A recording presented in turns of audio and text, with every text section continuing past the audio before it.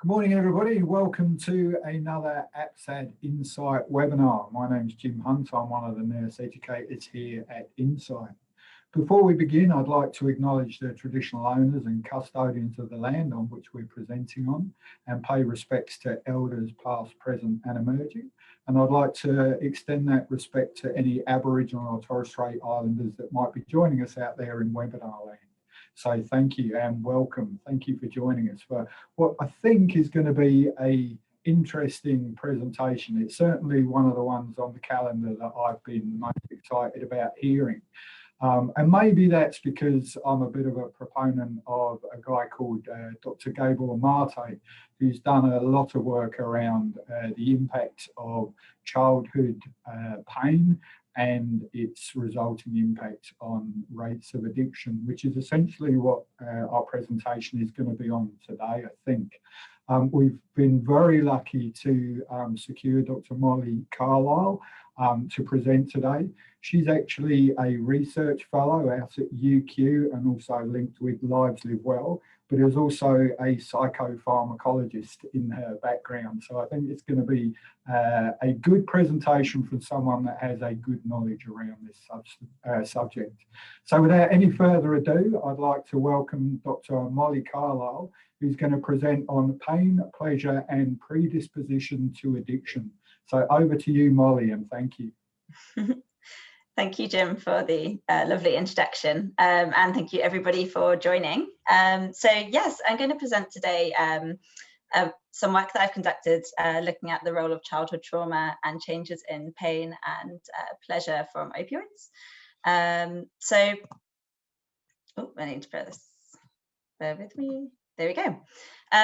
So just an overview of the agenda for the talk today. I'm first going to go through some background literature that has been important in formulating some of the questions that I've developed for looking at childhood trauma with opioid use disorder. And I'm going to present the findings of a study called the PROACT study that looked at testing this theoretically using an acute administration paradigm of giving morphine to people with and without histories of childhood trauma.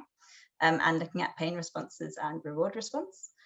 I'm then going to go into some of the work that we've been conducting together with Lives Lived Well that has been looking at extending this and translating this into clinical practice. So looking at implementing a trauma-informed model of care before summarising and ending the talk. So just to give you all a bit of background on who I am. So in the early days, I conducted my Bachelor of Science with Honours and a research assistant role at the University of Exeter, where I looked at the role of alcohol on sleep and memory consolidation. I also looked at sleep and language acquisition as well, which started or stimulated my interest in research in psychopharmacology. I then continued to do my Ph.D. research at the University of Exeter as well. So through my Ph.D, I was interested in looking at the role of social risk factors in opioid use disorder. So looking at changes in social cognition, but also looking at the role of pre-existing factors like childhood trauma for opioid use disorder as well. And I was specifically interested in investigating novel treatments that specifically target these social risk factors and changes in social cognition. So I was interested in looking at compassion-focused therapy and also the concept of MDMA-assisted psychotherapy, which I understand Insight have already had a very interesting talk very recently about this. So I finished my PhD in 2019, towards the end of 2019, and then I started my postdoctoral research role here at UQ in connection with Lives Lived Well. So as part of that role, the major project that I've been running has been the trauma-informed care project in residential treatment for young people. But we've also been looking at the impact of COVID-19 on drug and alcohol use and services as well. And there's a lot of other projects that have been running in the group, which are really interesting. So today I'm going to talk about my work that has been examining opioid drugs. So when I'm talking about opioid drugs, I'm specifically referring to drugs like morphine and codeine and heroin, and there's many others as well. Some of these may be familiar with you. And these drugs primarily work as mu opioid receptor agonists. They also work on the other opioid receptor subtypes as well, so delta, kappa, and nociceptive. And their primary effect includes physical analgesia. So for this reason, they are one of the most important medicines that we have worldwide for treating pain. They are used very frequently in surgical procedures and for the treatment of pain. However, they can also induce feelings of euphoria and tranquility, and also emotional numbing as well. So these are common reasons why the drugs might be misused. So I've just got a couple of statements around what these kind of drugs, or the experience that these drugs can produce. So hours of pleasant comfortableness, or like being wrapped in a warm blanket with no pain and no worries. Other ones are slightly more unusual, so describing it as like having a good sneeze. So the drugs are used medically, which is very, very important. However, their non-medical use is what can be very problematic. So in the EU, the non-medical or illicit use of opioids accounts for the largest proportion of drug-related deaths. So it's 85% of drug-related deaths. And then in the UK, 9 out of 10 drug-related deaths have been attributable to opioids as well. So very high numbers. People seeking treatment for opioid use disorder also take up a large proportion of treatment requests in the form of methadone and buprenorphine substitution medications. But also there are a lot of other issues associated with the use of these drugs illicitly, specifically around injecting. So the transmission of bloodborne viruses and other health complications that may arise as this as well. So in the EU, the most commonly reported opioid to be used illicitly is heroin. However, there has been an increase in the use of other types of opioids as well, particularly synthetic ones like methadone and buprenorphine, which I find interesting. So in the Australian context, I was quite interested to find out that opioid use has actually been fairly low and declining over recent years, according to the National Drug Household Survey. But there were some recent findings by NDARC that was looking at drug-related overdoses or deaths in Australia, which was released this month. And interestingly, despite the drug decreasing, the drug-related deaths attributable to opioids was the highest, so 61%. And of this, heroin was the drug that was mostly accountable for these as well. So it's still something that is very important to consider within Australia. It's definitely a global issue that needs to be addressed by looking at novel treatments for people with opioid use disorder, and also looking at etiological factors and risk factors. So this is what I was aiming to do through my PhD. I wanted to better understand what kind of risk factors might precede opioid use disorder, and then how that might be translated to inform novel treatment approaches. So one thing that I found fascinating through my PhD, and I still find fascinating now, is that the endogenous, or our natural opioid system, which has been commonly known for its involvement in things like pain, exercise, and pleasure, is also very heavily involved in our social bonding behaviours and social affiliation and soothing. And there's been quite a lot of research into this space. So activation of this system has been associated with reductions in social distress and anxiety. So there's been a lot of preclinical research in young animals that has been shown that if you activate the system using drugs like morphine, you can reduce separation distress, whereas if you block the system using drugs like naloxone or naltrexone, which are opioid antagonists, you can conversely increase distress. So this led to the development of the brain opioid theory of social attachment. And then also with healthy volunteer research in humans, there have been links with using PET imaging and finding that behaviors or experiencing things like social distress or social pain is associated with the activation of the system in an attempt to kind of tackle that pain, which has also been demonstrated in acute buprenorphine studies as well. So we examined this as well in people with opioid use disorder in our research group.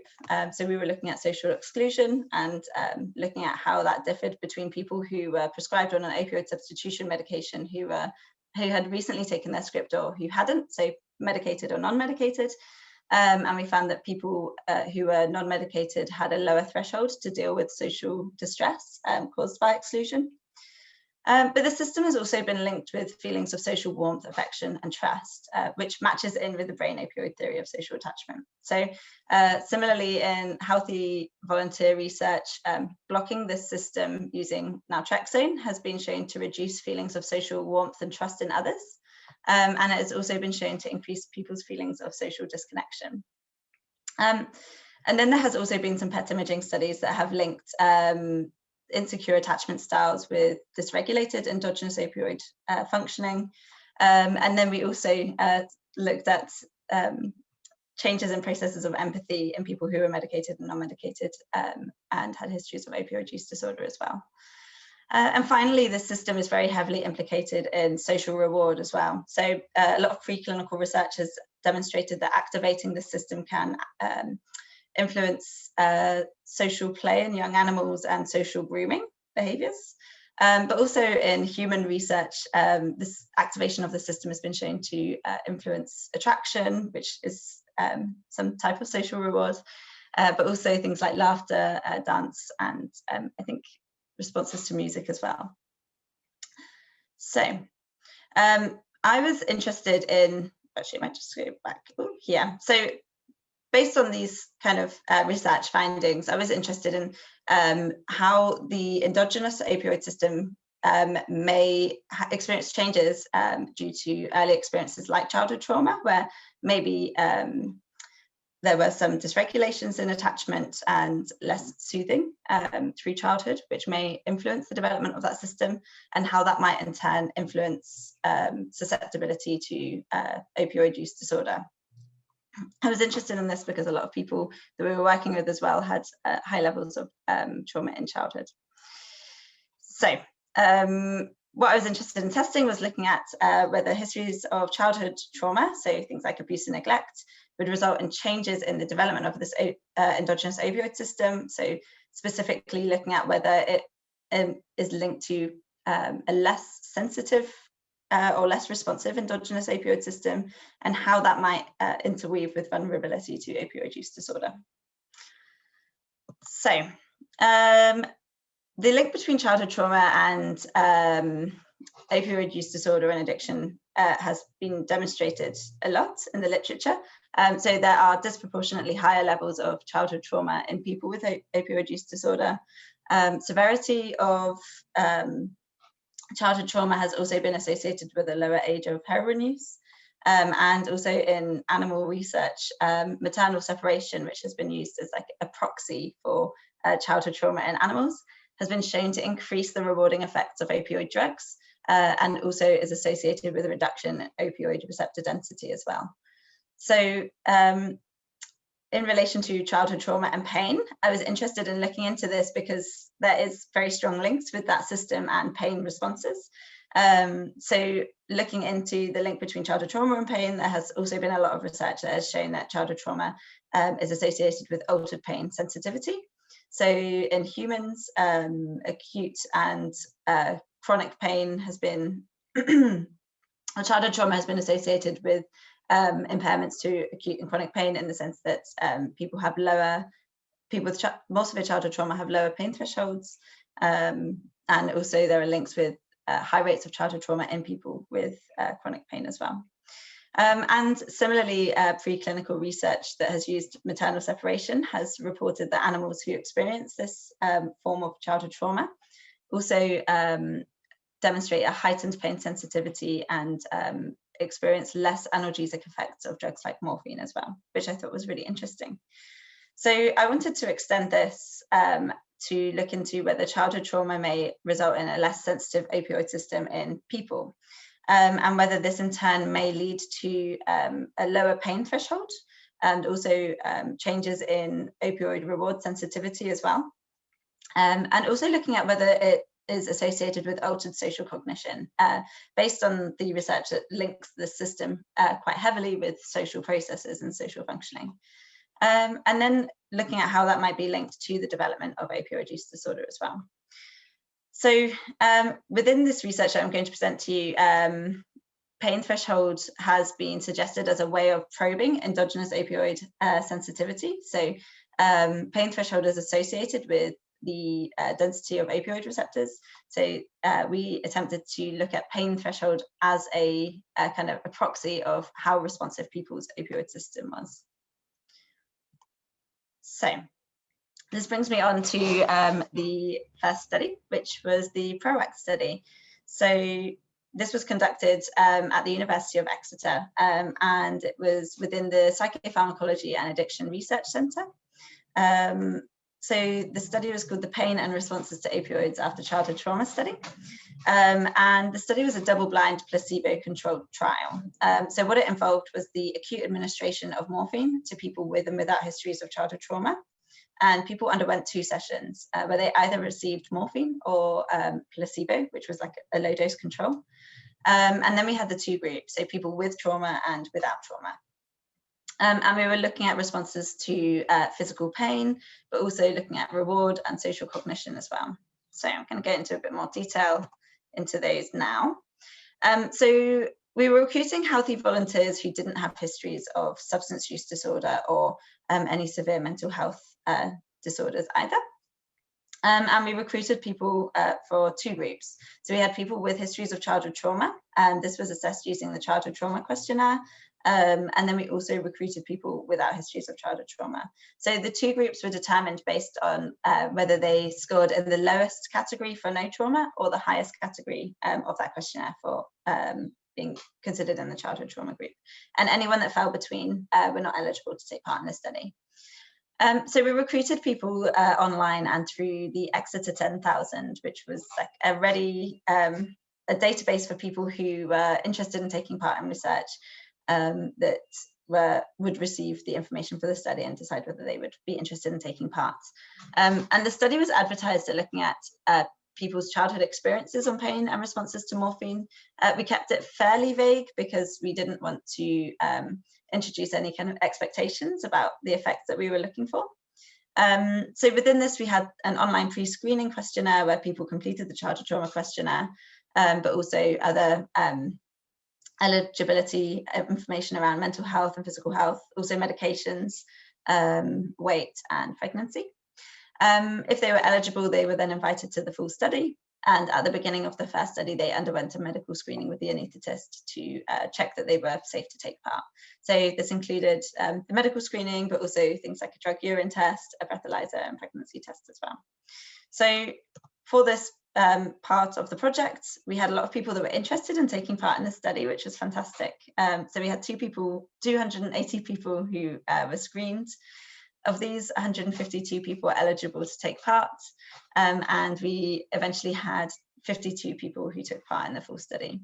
The reason that it goes from 52 to 152 is because the study was quite a big time commitment. It involved the administration of morphine, so each session was around 3.5 hours, and they were done on weekdays. So it was really difficult for people who worked full or part-time to actually be able to make it. Cool. So our primary outcomes were looking at pain thresholds. So we looked at pain using the cold water pressor test, which has been used a lot in previous research. And what this involves is submerging people's hands in really cold water and asking them to tell you when that feeling changes from cold to painful, which is measuring pain thresholds. And then looking at how long people can keep their hands in there for, which is looking at tolerance. We also looked at people's reward response to opioids using subjective responses and behavioural responses. So for these subjective responses, we used a standardized questionnaire called the Drug Effects Questionnaire, which has 5 items on it.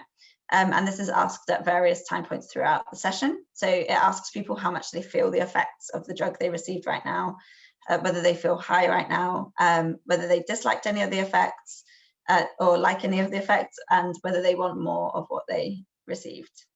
We also added on some opioid specific questions onto this. So adding on how euphoric people felt, how dizzy they felt, how sedated and nauseous they felt as well. With the behavioural responses, this was done in an attempt to kind of have like an implicit measure of opioid reward. So we tried to use a button pressing task where people could either work for more morphine or more money. And it was a hypothetical task. So they could button press to either get more morphine or more money. But every time they chose the same option, so if they kept choosing morphine, the button presses required for that response would have to increase. So it was kind of trying to look at how much effort people were willing to expend to receive morphine or money. The task was quite difficult to implement, given that it was people who were not necessarily or did not have histories of substance use disorders, but it was based on a task that has been used in that context. And then we also looked at altered social cognition. So we looked at empathy for emotions and for pain. So people were shown pictures of people expressing different emotions on the screen and in painful and non-painful situations. And they had to rate how concerned they felt for the people in pain and how much empathy they felt for the people in the emotional situations. We also looked at responses to social rejection using a well-known paradigm that excludes people from a ball game. So the reason that I specifically chose these tasks is that we had used these tasks in previous studies for people with opioid use disorder, and it would be interesting to look at the differences between the group within this study and the people who had histories of opioid use disorder. But also there have been a lot of research studies that have looked at the overlaps between physical pain and social pain. So looking at whether morphine can, given that it is an analgesic drug, have an effect on these processes as well. Okay, so for the pain threshold, we expected that people with childhood trauma would have a lower pain tolerance and thresholds in line with the previous research. We also expected that people with childhood trauma would have a heightened reward response to the morphine. So more pleasurable and rewarding subjective effects and demonstrate more effort to work towards more morphine as well with the behavioural task. And it was more exploratory, looking at the altered social cognition, but looking at whether morphine can have an impact on these processes of empathy and responses to social exclusion. So the administration procedure involved giving an intramuscular dose of either morphine or a low dose control, which is like our kind of placebo session. So the morphine was a dose that would be large enough for people to feel, but not enough to kind of knock them out in a sense. And the low dose control was chosen so that we could truthfully tell people that they would receive 2 doses of morphine, even though this control session is not going to impact any of the outcomes to a considerable degree. The sessions were counterbalanced and randomized, and also double blind. So the anaesthetists were the only people that knew what the session or the drug session was. And the maximum dose was 10 milligrams of morphine for safety. So we also had other procedures as well, where we cannulated people and taken some blood samples through the session. And we also took regular measures of heart rate, blood pressure, and pulse oximetry. So this was just a procedure of a typical session for the study. So people would arrive and do the medical screening, complete the demographic questionnaires, and then they would do the social rejection task. We would then take a baseline measure of their pain thresholds, and this would be followed by a baseline measure of the drug effect and a blood sample. We would then do the drug administration procedure, which would be the IM dose. And after this, we had regular measures of the drug effects and blood samples. Within the hour, we also looked at empathy for pain and emotions. And then at the hour, we had another pain threshold assessment. Towards the end of the session, we also had the behavioural button pressing task and some other questionnaires as well. So they've got the list of the other questionnaires here, looking at loneliness, self-compassion, and things like depression, anxiety, other traumatic events, and pain catastrophizing. So before I present the main outcomes or main results of the study, I'm just going to go through some of the demographics between the different groups, so the trauma and control group. So we didn't find any significant differences between age and gender or exposure to previous analgesic drugs or medications between the two groups, which was great. As you can see here, the significant difference that did arise was a history of mild to moderate anxiety or depression, which was higher in the people with childhood trauma. We also measured inter and intrapersonal characteristics through some of those questionnaires that I just raised. And within this, there were some quite significant differences. So there was clearly a difference in childhood trauma, as that was how we screened people. But there were no significant differences in non-interpersonal history of trauma. But when we look towards the end of this table, some of the other factors that we were interested in, we're looking at social support, loneliness, self-compassion. So what we found was that self-compassion and perceived social support was lower in the people who had histories of childhood trauma. However, things like loneliness, depression, anxiety, and stress were all significantly higher as well. And then the parts at the top we're looking at trauma history, so they're kind of in line with what we would expect. Okay, so coming to our main outcomes. So when we evaluated the pain outcomes, we found that morphine had significantly increased people's pain threshold and pain tolerance above baseline and over the low dose placebo session. So our manipulation of giving morphine had worked in the sense that it had increased people's pain thresholds and tolerance. However, we didn't find any differences between the childhood trauma and the non-trauma group, which was unexpected and not in line with what we thought would happen. We did, however, find that the childhood trauma group shown greater subjective pain catastrophizing using the questionnaire measure, which may demonstrate that there was a difference in the interpretation of pain, possibly. When we come to the reward outcomes, I'm going to go through each of the outcomes with you step by step. So the first question was asking whether people feel the effects of the drug right now. So what we can see here with the blocked out lines is that people in the childhood trauma and the non-trauma group were rating significantly greater that they felt the effects of morphine more than they did in the placebo session, which makes sense and means that our manipulation worked, that people actually felt the effects of the drug. We then asked whether people felt high, and what you can see here is that both groups increase in the amount that they rate feeling high from the morphine. And at 15 minutes here, there's actually a significant group difference where the childhood trauma group are rating as feeling significantly more high. We then asked how much do you dislike the effects of what you received right now. So throughout the session, as we can see towards the beginning of the graph between the baseline and 60 minutes, is that the two groups weren't really differing in disliking the effects any more than they did in the placebo session, and there were no differences between the groups. However, between 90 and 150 minutes towards the end of the session, as you can see here, the control or the non-trauma control group are rating significantly higher and disliking the effects of the drug over the trauma group. We then asked how much do you like the effects of what you received. So here we can see that the childhood trauma group are rating significantly higher after 30 minutes, quite consistently in liking the effects of the drug over the non-trauma control group, who the non-trauma control group aren't actually rating any higher than they did in the placebo session. So there's significantly greater liking through the session for people with trauma. And then lastly, what I found really interesting is we asked people how much do you want to receive? How much would you like to receive more of? How much would you, do you want more of what you received right now?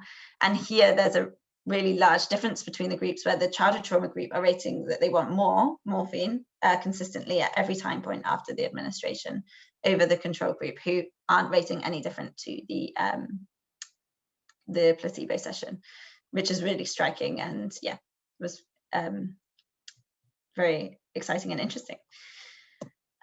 We then asked about nausea. So as we can see here, the control group were rating as significantly more nauseous towards the end of the session compared to the non-trauma group.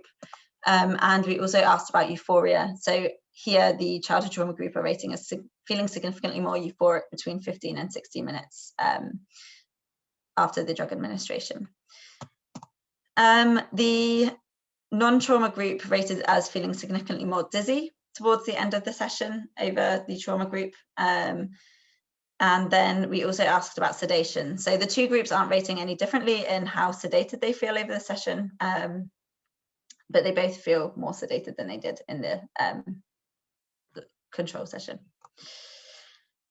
We didn't find any differences in the behavioural wanting button pressing task. The reason for that might be that there were some issues with the task that we kind of realised after. So it could be that if we were to replicate the study in future, that we would adjust that task slightly so that it would be more sensitive to people with childhood trauma without histories of substance use disorders. So with the social outcomes, we didn't find any differences in empathy for emotions or responses to social rejection between the sessions or between the groups. What we did find is some differences in empathy for pain, specifically for concern for other people's pain, but it was in the placebo session, so this wasn't as expected. I'm going to move on to the next study just in the interest of slides in the interest of time. So to summarize the findings, we reported that people with childhood trauma were more sensitive to the positive and pleasurable effects of morphine, and it's demonstrated a greater desire to use more. So this is people without histories of addiction who just differ on history of childhood trauma or not.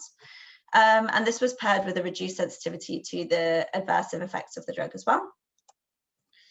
So this finding does support the preclinical findings that there's heightened reward to opioid drugs in people with childhood trauma, and this may be down to a hypersensitivity of reward-related neural pathways as a consequence of trauma. It may also demonstrate that there are interpretational differences of the effects of the drugs between the groups, so between people with childhood trauma and without, opposed to actual pharmacological differences, because we didn't actually find any differences between the groups on things like heart rate, blood pressure, or blood plasma levels of opioids. And it may also demonstrate pleasure as a relief from other states that may be more likely as a consequence of trauma, so for example, things like hypervigilance. We didn't find any differences in physical pain, but we did find differences in the interpretation of pain, which was unexpected. And the lack of differences in physical pain would seem to demonstrate that maybe there is not a difference between the groups in their endogenous opioid sensitivity. However, I would be cautious about saying that because it may be that this measure wasn't particularly sensitive to quite subtle differences between the groups. So maybe looking at this with a slightly different measure of PET imaging to look at actual endogenous opioid levels may be beneficial. However, it could also maybe demonstrate that childhood trauma might influence stress regulatory systems more over the endogenous opioid system as well. So we did find some evidence of altered social functioning in the form of empathy for pain. However, this was kind of very restricted to this one measure. So the reason that we looked at this is because we had looked at it in people with opioid use disorder and had found differences. So the current findings in line with that may suggest that changes in social cognition may be a result of chronic opioid use or exposure to other social risk factors as well, opposed to pre-existing childhood trauma. So the implications of these findings are vast and wide-ranging. So the clinical implications are that this study has shown that childhood trauma may be a major etiological risk factor in the development of opioid use disorder through increased sensitivity to rewards. It also demonstrates that there are individual differences in addiction vulnerability that exist prior to drug use and may predispose people to the rewarding effects of these drugs, which is really destigmatizing for people who do live with opioid use disorder and other addictions as well, because it is demonstrating that there are these experiential differences in how people experience these drugs, which may be down to these early developmental experiences. In terms of clinical implications, the study demonstrates that there is a real need to develop and implement very early preventions prior to substance use to try and attenuate the, I guess, the rewarding value of these drugs if they are used. So maybe school-based preventions or in young people. And also demonstrate the importance of early interventions for addressing trauma through substance use treatment as well. And there's also implications for trauma and the prescribing of opioids in people with chronic pain, because the findings may demonstrate that there is a subset of people who are more likely to be susceptible to the negative consequences of using these substances. And in terms of wider policy implications as well, so with the prescribing opioids medically for pain, it might be that it would be important to try and screen for trauma through this process to make sure that it isn't specifically or going to be specifically difficult for people who are prescribed opioids. But also, I think it demonstrates an importance for looking more organisationally and implementing trauma-informed models of care through different services as well. So the study that I've just presented to you is currently in the process of being published. So it's just in press at the moment, which is really exciting. And through my experiences with this study and also the other research through my PhD, I think it became very apparent to me that we do need to try and target people a lot earlier on in that trajectory or sort of substance use journey to try and make the largest amount of difference. So a lot of the people that I had worked with opioid use disorder had been using heroin or other opioids for a very long period of time. However, I think if we are to make the most amount of difference, targeting people a lot earlier would be beneficial. And that brings me on to the current work that I do at the moment with the Lives of Drug Research Group and UQ. So I'm just going to move on. So the work that we've been conducting has much more of a translational focus. So looking at implementing trauma-informed care for residential treatment for young people with substance use disorders. So trauma-informed care, for those of you who don't know, is an organisational approach that assumes a history of trauma in all clients coming through. So it's been commonly explored in primary care settings and also in things like schools and colleges, but it has not been conducted in residential treatment for substance use disorders for young people. So the kind of broad idea of trauma-informed care is to make sure that you're fostering the 5 main principles, which include trustworthiness, empowerment, choice, and collaboration. And then also safety as well in the centre. And it's looking at adapting the service environment to make sure that it is sensitive to trauma, and then also trying to provide specialist treatment for people who may be coming through that service that do have histories of trauma, which is known as trauma-informed practice. So as we have already discussed, rates of trauma in people seeking AOD treatment is considerably high. And in people with comorbid trauma and PTSD with substance use disorders, the current treatment options that we have are limited in their effectiveness. So addressing trauma through treatment is a really important angle that will need to be kind of explored and taken forward. So what we've been attempting to do is to develop and implement a novel trauma-informed care in this setting for young people in the residential facility. And what we've been doing is co-designing this new model with AOD staff that work at that facility as well. So it's been looking at the whole residential programme, looking at implementing staff training and supervision in trauma-informed care, and then also trying to foster more of a strengths-based approach as well. So trying to foster strengths in clients and strength spotting in themselves and others. And then also routine screening and offering treatment and support to people who do come through with trauma histories. And then evaluating the outcomes of this new model in staff, clients, and also service outcomes as well to see whether it's feasible. So this trial is currently underway. So I'm just going to give an update of where we are so far. So initially we conducted some qualitative reports in staff and clients, which was conducted by one of our PhD students who did an amazing job writing this up. And this helped us to try and determine the kind of how staff perceived what trauma-informed care is and what they think is needed through that process, as well as trauma-informed treatment as well.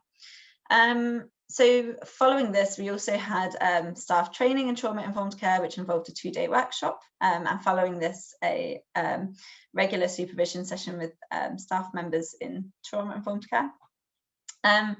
And then we also looked at adapting and evaluating the existing group programs and the therapeutic environment to make sure that it's sensitive to trauma and that the exercises within these group programs are sensitive to people with different experiences and different histories.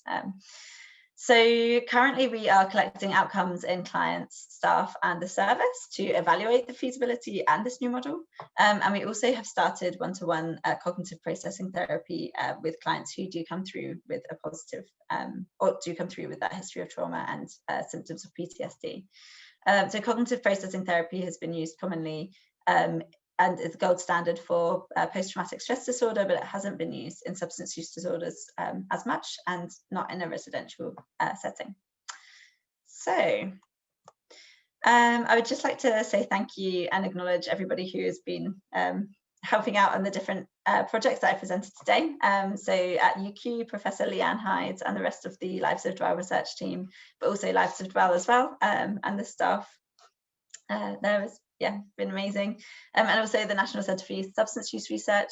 But I'd also like to acknowledge the collaborators from the University of Exeter, so Professor Celia Morgan, the anaesthetists that work on the project, and then also the PROACT team and Exeter Research Facility team who helped make the study happen. Okay, thank you. Thank you very much for that, Molly. I think that was exactly as I expected. It was a very interesting presentation that built on a lot of the stuff that many of us kind of take for granted. But I think it was interesting to see that there wasn't a great deal of differences in the experiences of pain perception, but there was a significant difference in the experience of the actual drug that was administered, if that makes sense. Yeah, that was definitely unexpected, because we thought that there would be, given that there has been so much literature, as you mentioned at the beginning, linking childhood trauma with changes in pain perception. It was quite unexpected. I have had some questions come in, so if you were okay, Molly, I'd like to run through a couple of those with you. I know you've got a few minutes. Yeah, sounds great. So if we're beginning to recognise that opioids are, and in our endogenous opioids we're talking about, are an important part of the bonding process, do we actually know what they're doing in that process? So the role of the endogenous opioids, I think, so when I was saying about social reward, I think it's important so that system is activated when we engage in any socially rewarding activities. So that includes when we're young and when, so for example, a baby is crying and you pick it up and you soothe it, that's releasing endogenous opioids for both the baby and the mother. So it's important for that kind of caring and soothing process, which also I think is important for social reward as well, because the system is active when we're engaging in socially rewarding activities. So it's kind of encouraging us to do it again, and kind of emulating that feeling of kind of that warm fuzzy feeling of feeling kind of soothed and calm. And it's interesting because when you opened, you gave some of the comments that people have said about what taking opioids feels like. That's kind of a similar sort of. Yeah, that's exactly it. Like I think, that's something that I found really fascinating, is that the importance and the role of this system in those processes, and then how opioid drugs kind of emulate that. Somebody's asked that many of those, the connection, the warmth, the bonding, those things that the opioids are doing, obviously that's something that a lot of people attribute to the substance MDMA, or ecstasy as it's commonly referred to. Do you think they're working across similar pathways in what they're doing? So my understanding of the kind of pathways that they activate, they're quite different. I think that there are some overlaps in relation to things like oxytocin, but it's been tricky. So as far as my understanding goes with MDMA, there has been inconsistent research to show that it does increase oxytocin, but other research has found that it doesn't. But that has been suggested as one of the kind of mechanisms that underlie the empathogenic effects of MDMA. So I think with opioids, there are some links with kind of later activation of, or kind of indirect activation of oxytocin, which could be similar and could be overlapping. But I think in terms of their primary effects, fairly different. Yeah, and I think it's fair to say that, you know, people like yourself, even though you obviously have a wealth of knowledge around this, our knowledge levels are still in their early stages in, you know, in what's going on in the brain. Yeah, absolutely. In the PROACT study that you talked about, can you just do a brief overview of what constituted trauma for the people that were in the trauma group, what the measures were around that, and whether there was any look at the age that the trauma occurred at? You know, you said early or childhood trauma. What does that actually mean? That's a really good question regarding age. So I'm going to answer the first part of that. So we use the childhood trauma questionnaire, which is a scale that measures childhood abuse and neglect. So it looks at physical abuse or emotional abuse, and then physical neglect and emotional neglect, and then also sexual abuse. So what we did is so the scale has pre-existing cutoffs for what's considered as no childhood trauma, low, moderate, or severe.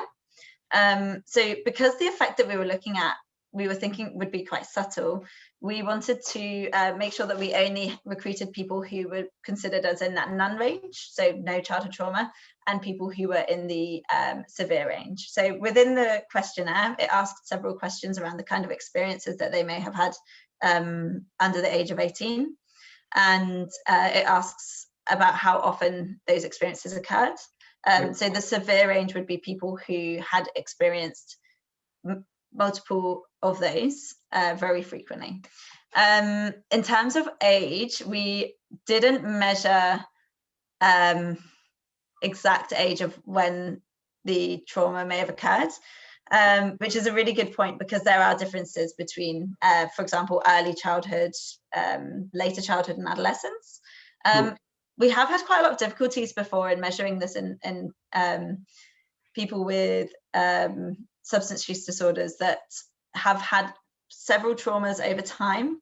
So quantifying that can be kind of difficult, because someone may have had experienced trauma throughout that period. So, but it is a really interesting point, and would have been something that and I think it would. Yeah, we know that the brain develops, you know, in different stages at different parts through, you know, through our childhood, adolescence. So it would have been interesting to see if there was any correlation happening. Yeah, absolutely. Do you think, and here's a question that you may or may not be able to answer, it just popped into my head, so I apologise, Molly. But do you think that from the neurological point of view, you would be able to see differences in people's brains regarding, you know, maybe how many, you know, the availability of opioid receptors, that sort of thing, in relation to that?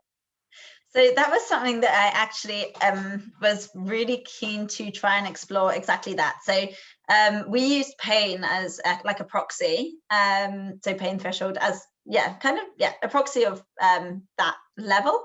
But ideally, you would use something like positron emission tomography and look at whether there are differences in the groups, but in the kind of existing like baseline levels, and whether that is changed as a consequence of opioid administration as well. I think that would definitely be more helpful in confirming whether there are differences in the that neurobiological system. I think that would be something that would be really interesting, and something I would really love to do. But PET imaging is also very expensive. Yes. Moving on, thank you. If there are differences in people's experience, not necessarily in the pain experience, but in the perception of the actual experience itself, you know, obviously the ones with trauma seem to find it more pleasant than the people without trauma. Do you think that when it comes to in QOTP or in opioid treatment services, that would potentially suggest that people with maybe, not that I like using terms like this, but, you know, higher rates of trauma or significant trauma would end up having higher doses in their treatment than somebody that didn't have? That's a really interesting point, and actually not something specifically to that, not something I'm necessarily considered, so there's links at looking at childhood trauma and like treatment retention, and found that people who have histories of childhood trauma have I guess poorer treatment retention and things like that, but I haven't thought about like in terms of actual dosage.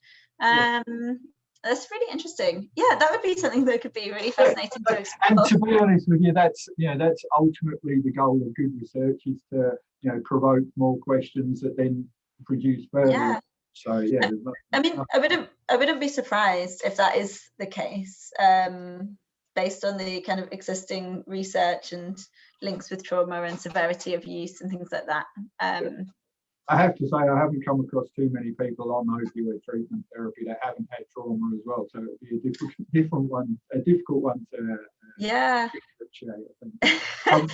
Exactly. Somebody's put, thanks Molly, a fantastic talk. Is there a link, do you think, between opioid antagonism and depression? Or opioid antagonists, sorry, and depression? Opioid antagonists, so things like blocking that system and depression. That could, I mean, because it would seem to suggest like blocking that system and feelings of social disconnection, which we mentioned earlier in the session. There might be. I know there is some research that has looked at, it's kind of interesting because there has been quite a lot of research that has looked at the like blocking the endogenous opioid system entirely, using a fairly high dose of naltrexone, and actually not reported any effect at all, which is kind of interesting because I think it's quite a complicated system. So I think it's not just in itself, like I think it has to be an interaction with the environment. So for example, an interaction with the social environment, in order to produce something like that. But I'm not entirely sure. You might expect that there would be changes and links to depression because that system is very involved in general pleasure. And something like depression, one of the kind of cornerstone things of depression is anhedonia. So that could seem to imply that there would be impairments in that process of kind of pleasure. That would make sense. But it's a good point. In your study, you talk about the perception of pain. How did you measure people's perception of pain? So is this with the questionnaire? Yes, I believe it was. I believe it was aimed at the questionnaire section. So the questionnaire was looking at the pain catastrophizing scale. So it had, we looked at it as a total scale, because I think that's better than you looking at the certain subscales, but it just asks about people's experience of pain and how they manage it. So when we found the group difference between the trauma group and the non-trauma group, it was that the trauma group were experiencing more catastrophizing and finding it more difficult to manage pain.